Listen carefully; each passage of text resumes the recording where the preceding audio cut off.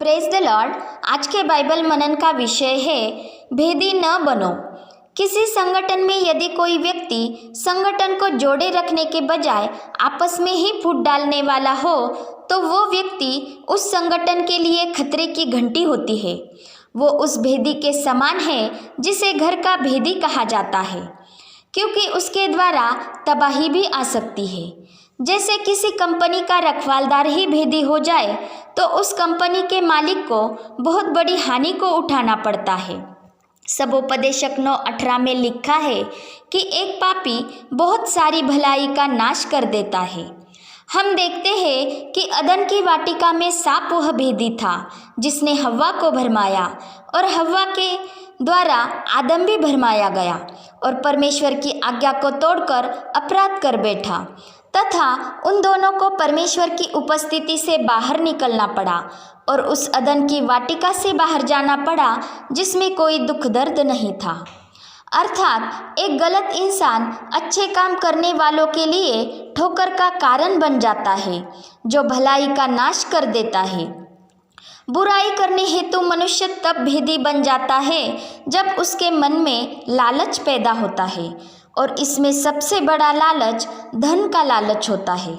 जैसे कि हम जानते हैं कि यहूदा इस्करियोती जो प्रभु यीशु का चेला था वो बड़ा धनलोभी था।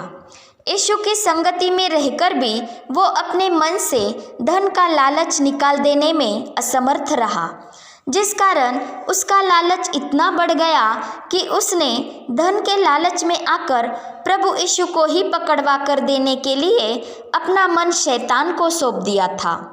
परंतु जब उसने पाया कि निर्दोष यीशु पकड़वाया गया है तब वो पछताया और उस धन में से उसे संतुष्टि न मिली।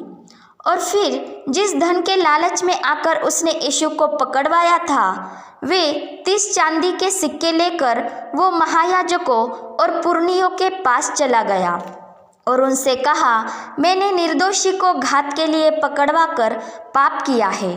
तो उन्होंने उससे कहा, हमें इससे क्या, तू ही जान। तो उस धन को मंदिर में फेंक कर वो चला गया और जाकर अपने आप को फांसी दी।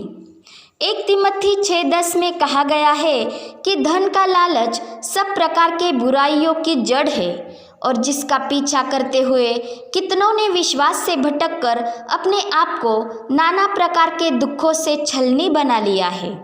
इसलिए प्रभु यीशु ने कहा है कि चौकस रहो और हर प्रकार के लोभ से अपने आप को बचाए रखो, क्योंकि किसी का जीवन उसकी संपत्ति की बहुतायत से नहीं होता। इसी तरह हमारे आत्मिक जीवन में भी भेदी का प्रवेश हो सकता है। छोटा सा पाप भी हमारे आत्मिक जीवन को हानि पहुंचा सकता है।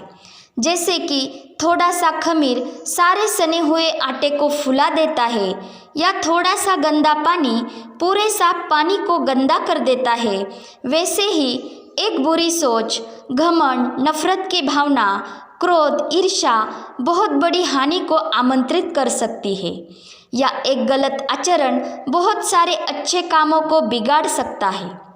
इसलिए वचन कहता है, सब प्रकार की बुराई से बचे रहो और सब बातों को परख कर जो अच्छी है उसे पकड़े रहो, क्योंकि हमें औरों के लिए ठोकर का कारण नहीं बनना है और न ही खुद के आत्मिक जीवन के लिए। रोमियो की पत्री में पौलुस कहता है कि कोई भी अपने भाई के सामने ठोकर खाने का कारण न रखे। हम मनुष्यों के सामने तो अपने आप को ऊंचा दिखा सकते हैं और खुद को धर्मी ठहरा सकते हैं, परंतु प्रभु की दृष्टि में हम शुद्ध नहीं हैं, क्योंकि ऐसी बातें मनुष्यों की दृष्टि में उच्चतम हो सकती है परंतु परमेश्वर की दृष्टि में वो घृणित होती है, और इससे हम परमेश्वर के राज्य के भेदी ठहरते हैं, क्योंकि परमेश्वर का राज्य हमारे ही बीच होता है। जब हम मसीह में एक मन हो जाते हैं और उसकी उपस्थिति हमारे बीच होती है, वो हमारे मन में विराजमान होता है। हमारा हृदय उसके पवित्र आत्मा का सिंहासन है, अर्थात परमेश्वर का राज्य हम ही है। इसलिए हमें प्रभु यीशु के द्वारा सिखाई गई बातों के, उसके वचनों के विरुद्ध आचरण करके उसके राज्य का भेदी नहीं बनना है। हमें पवित्र आत्मा की अगुवाई और सामर्थ्य में चलकर प्रभु यीशु से जुड़े रहना है। परंतु जिस चेले ने जिसकी रोटी खाई थी उसी पर लात उठाई थी, उस यहूदा इस्करियोती की तरह हमें नहीं होना है। ऐसे मार्ग पर चलने वाले लोग उन समाज कंटकों के नाई होते हैं जो एकता में चलने वालों के सीधे मार्ग में बाधाएं उत्पन्न करते हैं और उन्हें कांटों की नाई चुभते हैं। परंतु ऐसे आचरण से उन्हें खुद को कोई लाभ नहीं होता। यदि थोड़ा बहुत लाभ भी हो जाए तो उसका उपभोग वे नहीं ले पाते, क्योंकि उनकी खुद की जिंदगी असुरक्षित हो जाती है और उसके बुरे नतीजे उन्हें भुगतने पड़ते हैं, जैसा कि यहूदा का हाल हुआ था। वचन कहता है, जहाँ पर कड़वी ईर्ष्या और फूट डालने का स्वभाव है, वहाँ पर व्यवस्था का, शांति का अभाव होता है और हर प्रकार का दुष्कर्म होता है, क्योंकि यह ज्ञान परमेश्वर की ओर से नहीं आता, वरन सांसारिक, शारीरिक और शैतान की ओर से होता है। इसलिए ऐसा ज्ञान अशुद्ध है। परंतु जो ज्ञान परमेश्वर से आता है वो स्वभावतः शुद्ध होता है, पवित्र होता है, मिलनसार होता है, शांति प्रिय, दयापूर्ण, अच्छे फलों से लदा हुआ होता है, पक्षपात रहित और कपट रहित होता है। उसमें धार्मिकता रूपी बीज होता है जो मेल मिलाप करने वालों के लिए शांति के साथ बोया जाता है। मत्ती 10:34-35 में प्रभु यीशु जो फूट डालने वाली बात करता है वो ना ही मनुष्यों में फूट डालने हेतु और ना ही भलाई का नाश करने हेतु करता है, परंतु इसलिए करता है कि जो पाप है वो पाप ही दिखे और स्पष्टता से दिखे। और हम जानते हैं कि परमेश्वर की आज्ञा हमें पाप का एहसास दिलाती है, जिससे धर्माचरण से अधर्म, शुद्धता से अशुद्धता, अच्छाई से बुराई, भले कामों से बुरे काम अलग दिखाई दे। इसलिए वो विश्वास और अविश्वास में फूट डालता है, धार्मिकता से स्वैराचार को अलग करता है, उजियाले के कामों से अंधकार के निष्फल कामों को अलग दिखाता है, ज्योति की प्रजा में और अंधकार की प्रजा में फूट डालता है, ताकि उसकी इच्छानुसार न चलने वाले लोग अपना मन फिराकर उसकी ओर मुड़े और परमेश्वर की इच्छानुसार चलने वालों में शामिल हो जाए, ताकि वे नाश न हो और इस जगत के साथ दोषी न ठहराए जाए।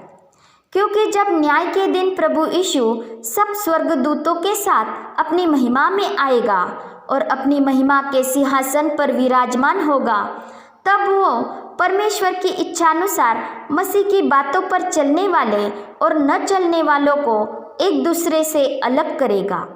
इसलिए हमें भी पवित्र आत्मा के फल का नाश करने हेतु भेदी नहीं होना है, वरन पाप को, दुराचार को, स्वैराचार को, अनाज्ञाकारिता को, पवित्र आत्मा को शोकित कर देने वाली बातों को अलग कर देना है।